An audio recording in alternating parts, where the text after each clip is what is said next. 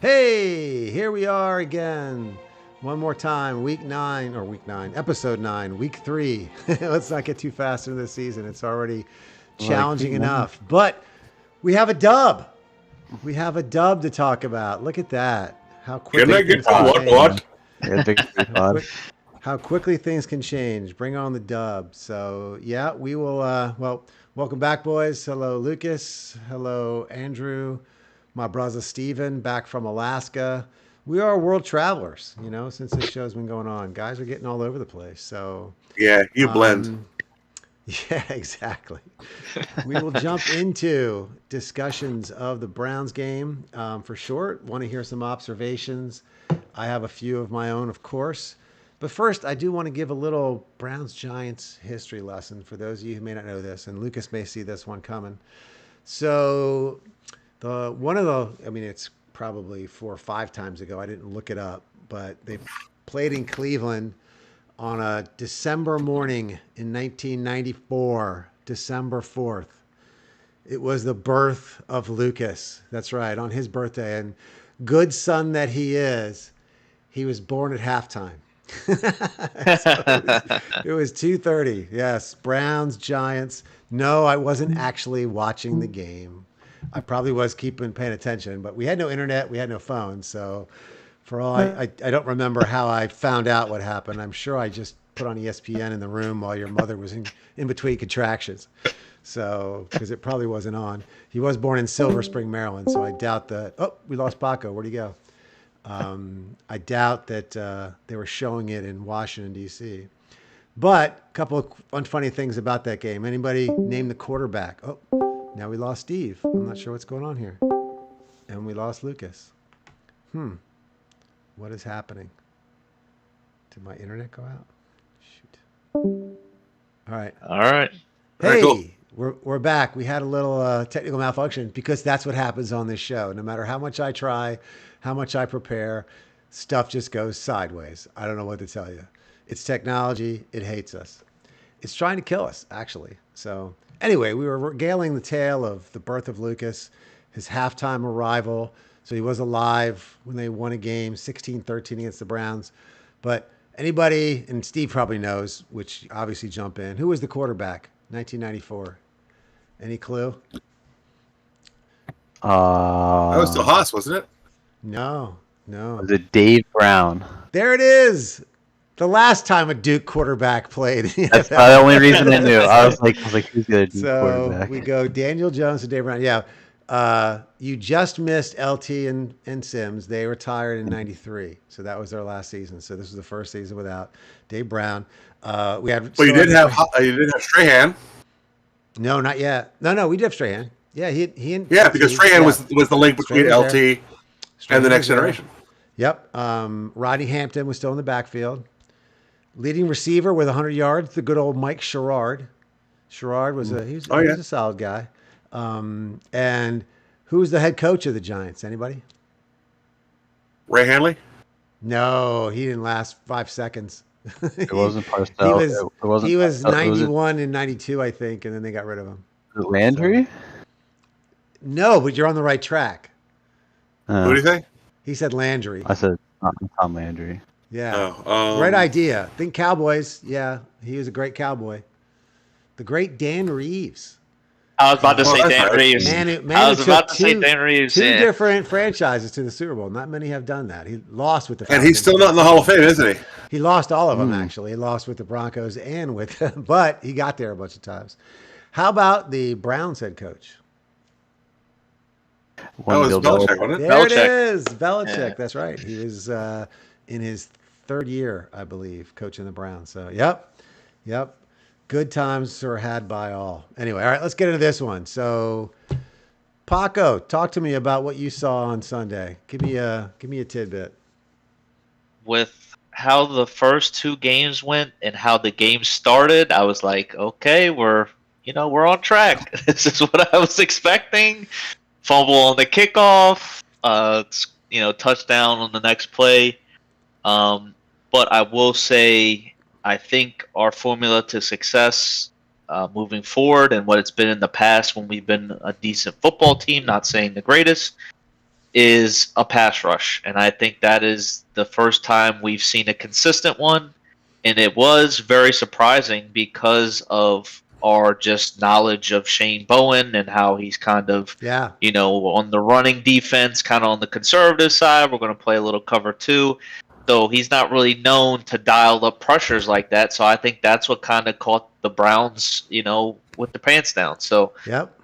it was good to see a pass rush again, and you saw it led us to, success. Yes. Yes. Well, the first text from you I received, Drew, in regards to that game, I believe, was something along the lines of, "This is the worst football I've ever seen in my life." Actually, Something like that. You got to go back a little bit further. I have them up. I was going to read a few. So it starts with you going 11 seconds down. 11 seconds down 7. Wow. Then it's "my eyes are bleeding." After that, we got this is the worst football team I've ever seen. And then Lucas chimes in when Burns starts to act up. "He lives, Burns." So, and the neighbor's the dog. But then as we carry on later, we get "we're going to lose this game" from Lucas. Drew immediately. And what do I say? We've seen this movie before. Drew immediately with the "yep, Banks is horrible." Yeah. He doesn't turn his head around at all. And fumble from Steve. So here's the only reason I was not partaking, is not going to shock anybody, is I was on a golf course. Now, I bring my phone, I'm watching, but I'm not texting. And, I'm just watching my phone blow up. So as the game's going on. So good times. But Lucas, you shared a couple of interesting stats. Grab one for me and share it with me. We can do the one of the first neighbor stats. He's the first player in NFL history with 20 receptions and 3 receiving touchdowns in their first 3 games. Yeah, that's. There was also, let's see. I think there was a couple other ones I thought. Yeah. But yeah, it was like he was already setting. Also, I believe he is technically the best start of any receiver to start their career already. Mm-hmm. Catches, yards, and touchdowns wise. Yeah, I mean, there's people with more catches, but yards and touchdowns, Yeah. I think he's about. Jefferson didn't start turning it on until weeks 4, 5, 6, and then he just went nuts from that point on for like a year and a half, and then he got injured. But yeah, as far as the first 3 games, Neighbors is arguably the greatest ever. Well, it's obvious. Take the moments when you get them. It's obvious. Stop the count. That DJ kind of got the kinks out after that first crap show that he did, and he knows to trust Neighbors. So he's like that one he gave him near the sidelines where Neighbors just did the classic, "Give me that!" Like just took it away from him. Mossed him. Yeah, I mean it was a thing of beauty. The kid just competes for the ball. I mean, I also love the jet sweep for the first down. I thought that was a great use of him on that third short. Booster. Yeah, just let that kid with the speed. So, all right, come on, let's hear some DJ talk. How we feeling about him?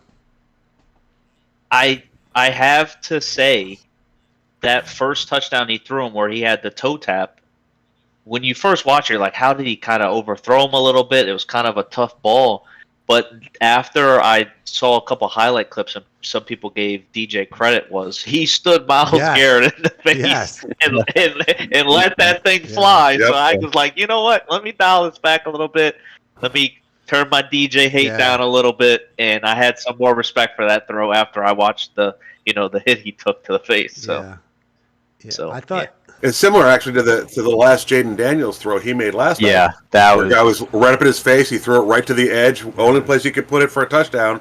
So yeah, no, it was. I mean, it didn't look right, but when you look at the thing in its totalitarianism, it was the only place you could put it, and it worked. Yeah, and to me, it's football has such momentum behind it, as we all know, and we also know that how the calls go can have a great effect. And I mean, very early on, he throws a pick, but roughing the passer. Like if that was a pick, where does this game go, right? Because that was early enough in the game. We already were down. Like I was like, oh my gosh, he just threw a pick. I can't believe this. And it was the right call. Were Darnold and Jones the right call? But were Darnold and Jones drafted in the same draft? Because I think they're both in year 6. Darnold was 2018. Darnold was with he was Saquon, 2019. right? Yeah. Yeah, Darnold was Okay. 3 to the Jets after Saquon. The reason I ask is because I'm noticing a possibility of similar trajectories for both of them. The only difference is one's on just the Giants, And it could be argued the only reason he's still in the Giants is because of the injuries. Like, if he didn't lose a lot of his time to be fully appreciated in whether or not he's the man, he might be somewhere else being a backup somewhere. Yeah. But the point I'm making is there's been a lot of changes in both of those teams that are running kind of parallel. And with coordinators and coach changes and going with a younger coach with a little bit of a different, more players-friendly mentality, and it takes so much time and confidence to change everything. The difference between these players is so freaking minuscule. That confidence is such a huge. If you look at Brock Purdy, you put him in with a great team around him, and he's the last player drafted, and he's an All-Pro. He's a borderline All-Pro. If you were to reverse it and put him where Jones is, and Jones in San Francisco, you'd have a hard time proving to me that Jones wouldn't have been incredibly successful there, because he would have known, built around him, is a team that is absolutely going to win. His only job is to not screw it up instead of to lead entirely from moment one. You can one. make the argument there. Well, and one thing I'll say about DJ is I hope he doesn't go down as the guy with the greatest timing of all, because he had the one good season at the exact right time. That's really what led us to invest in him, right? He led us to the playoffs. It looked like, and everyone thinks the quarterback just keeps progressing, but I'll give you somebody that you could argue got overpaid because he was on a great team. I'm not saying he wasn't a good quarterback, but Russell Wilson. When they had to pay him big time, it destroyed the Seahawks. It did. And he was okay. I mean, solid, but he wasn't Aaron Rodgers. Great deep ball and great running game. So. Look at even who we played, the Browns. Yeah. Look at Deshaun Watson. He's not the same Deshaun Watson before the contract. That team is hosed for like the next 5 years. Exactly. So I mean, my favorite DJ comparison is if you swap DJ and Jalen Hurts, I think the results would be the exact same for both teams. And you cannot tell me otherwise that Jalen Hurts is that guy, because I've never seen it. I don't think he does a whole lot more than DJ does, and I think. Well, right now he's got the current longest streak of most consecutive games with an interception at 8. Yeah, he has the most turnovers since 2021. He's got 12 turnovers in his last 8 games. His statistics are pumped up by the tush push touchdowns, too, because how many 1-yard touchdowns does he score? But they still count as touchdowns. Like, it's still good. He had 15. 2 or 3 had 15 1-yard touchdowns. Yeah. 15. I feel bad for all the other guys around him. It's like, oh, here we go again. Like, I don't get a touchdown. Exactly. So speaking about not getting a touchdown, how did we feel about Singletary? What he did? Very smart. I liked what Brandon Jacobs was tweeting. Nah, Devin, you score. Devin, don't even. Didn't matter. Devin, you run in that end zone. He messed up. He messed up the over. He messed up the over. Yeah. Well, that would have been a 2-score game, right? So there's no real downside. They're not going to score 2 touchdowns. That's in a minute. Jacobs was saying. I would have liked to see him score, but I also realized too, he just saved our defense of possible injuries. Right? That's 3 or 4 less plays.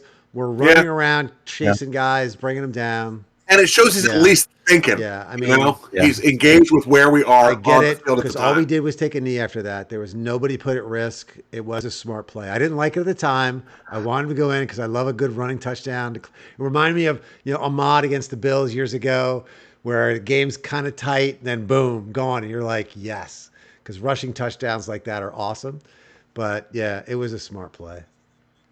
Especially that length. That was a good long run. How do we feel about Mr. Burns there, Mr. Burns? You got his jersey on. He showed up, right?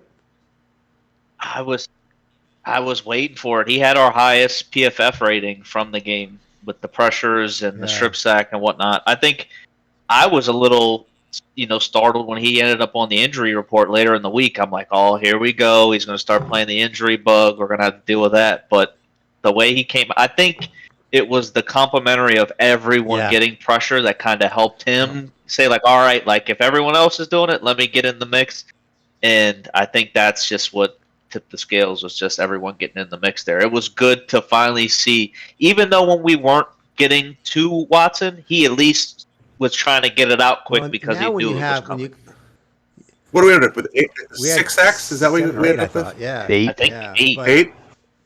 Yeah, okay. 8 and 19 again, pressures. It was the like Browns that, line, which like is that. not great.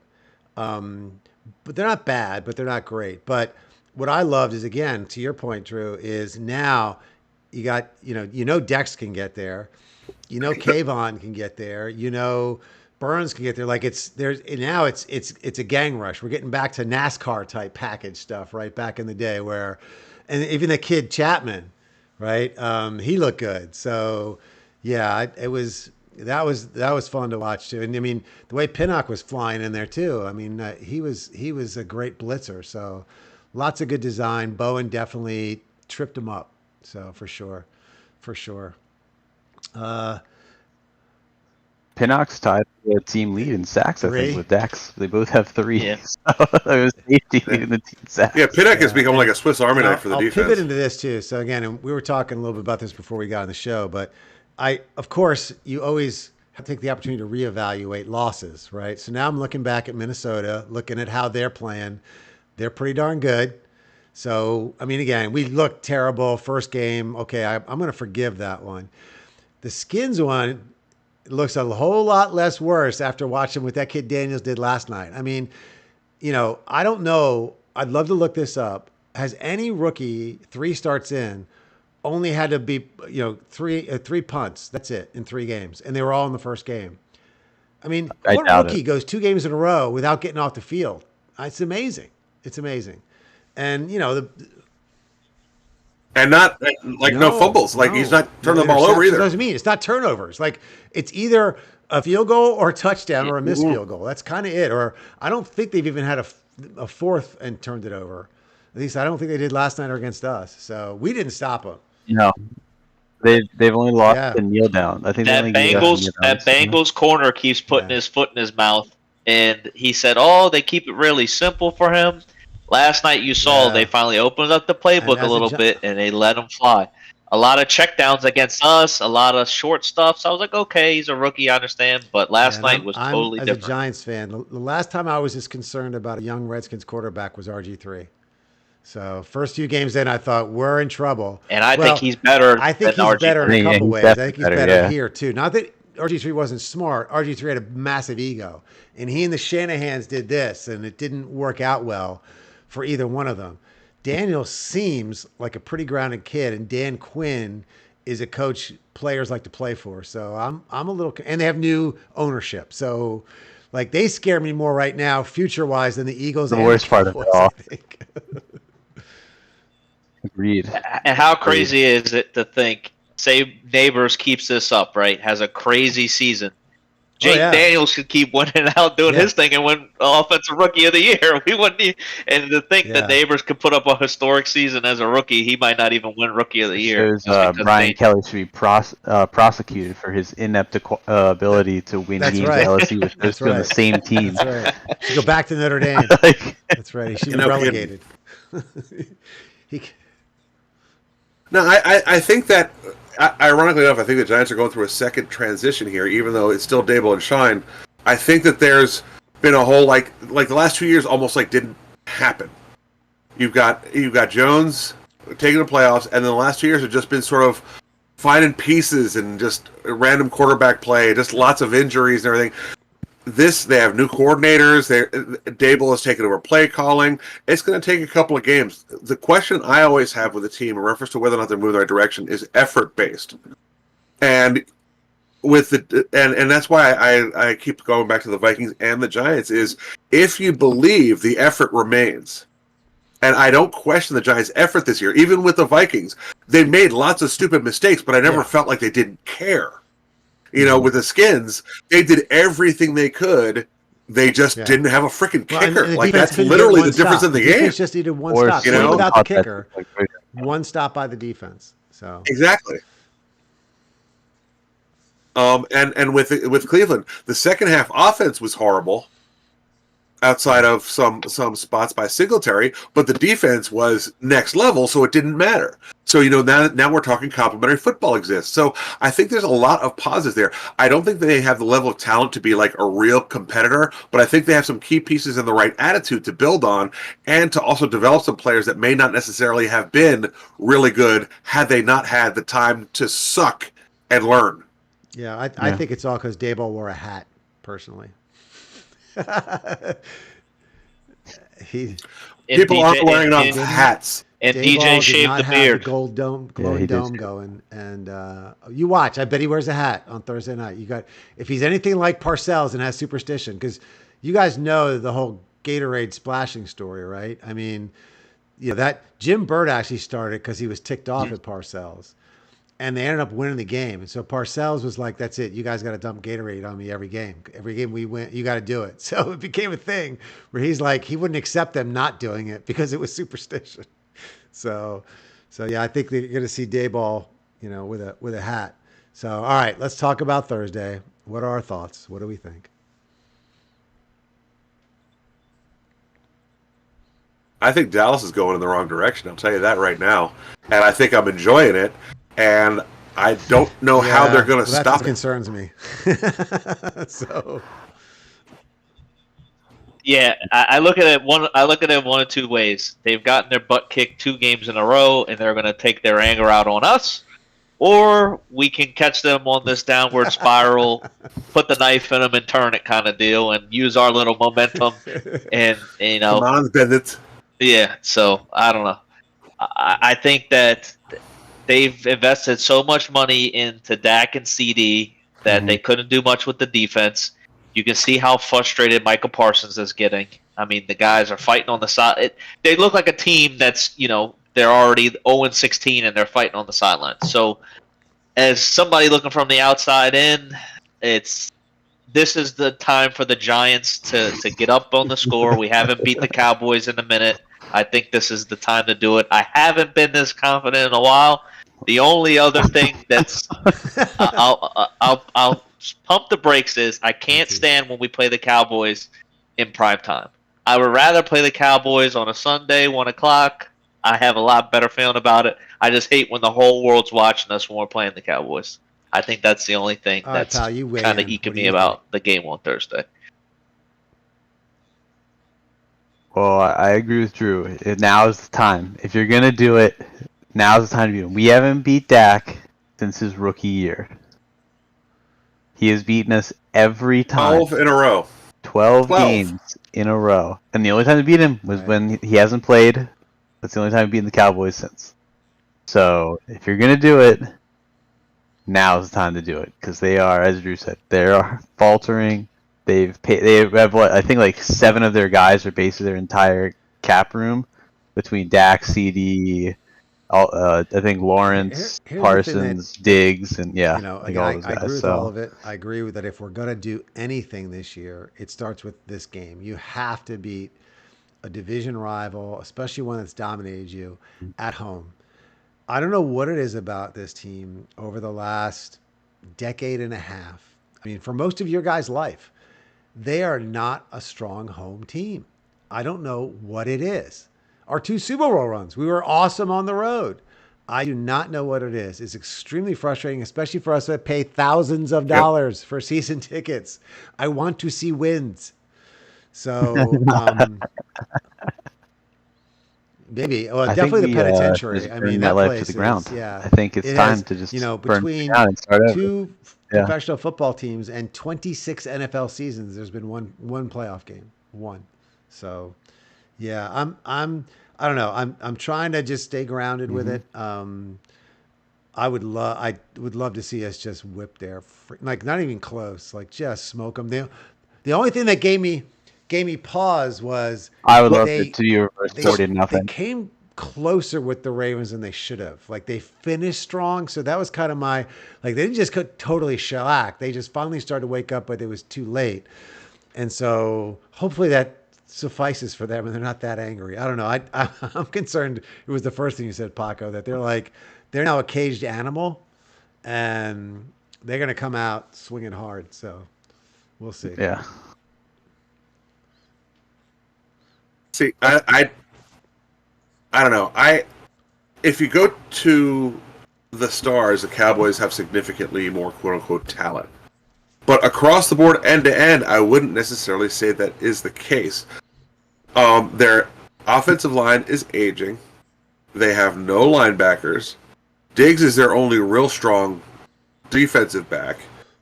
I feel like we can run the ball on them because they're better at pass rush than they are. Look at what Henry just did to him. I mean, Henry lit them up. He hasn't had a game like that in 3 years. And I don't necessarily think attitude is necessarily going to change the outcome of their skill set. I think the Giants' offensive line is better than it was getting credit for. The Vikings tore it up, but they haven't been torn up since. Singletary's starting to get a feel for how to run behind that line. Well, I think the key will be if Jones turns it over. I don't even necessarily think he has to be a superstar. I just think he has to take what's given him and not turn it over. And I think the Giants, bare minimum, will say they're averaging losing to Dak by 12.5 points a game. It's not even close. 12 games, they're down by 150 points over the span of those 12 games. That can't continue regardless. And so I do think Hyatt and Wendell are going to have to step up. And I also think we got to get a tight end more involved. We really haven't gotten much out of them. And Singletary, Dan better hold on to the ball. He's had 2 bad fumbles the last 2 games, and we cannot have that happen. And so you start to get this fumble reputation. Yeah. Everybody's whacking at it. So, yeah, I think if we don't turn it over, what did you say, pal? Time to call. Yeah, Tiki. exactly. Get the Coughlin. Time to call Tiki and have him meet him at the 40-yard line. That's right. Like this. That's right. I'm sitting here trying to look it up, but I think I've seen it before that we're in the past 10 years, one of the worst primetime football teams. I'm sure we in are. football. The only so positive thing I hope we us can older people change is that on honestly, if I Thursday. have to, But I don't have to worry because we're already getting shellacked. So it's like I can't take it. I'm not going to watch it anymore. I do record it in the morning. I sneak a peek to say, do I You'll want hear to my keep stream watching? from down And then there. usually I fast forward and go, no, this sucked. So yeah, all we want is to be relevant and compete, right, and win some games and have a shot at the playoffs. It's not much to ask for. It's not. So anyway.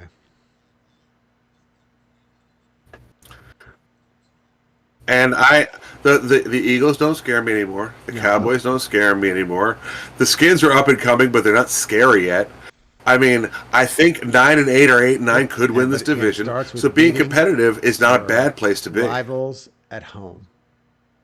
Beating your rivals at home. So we must do that.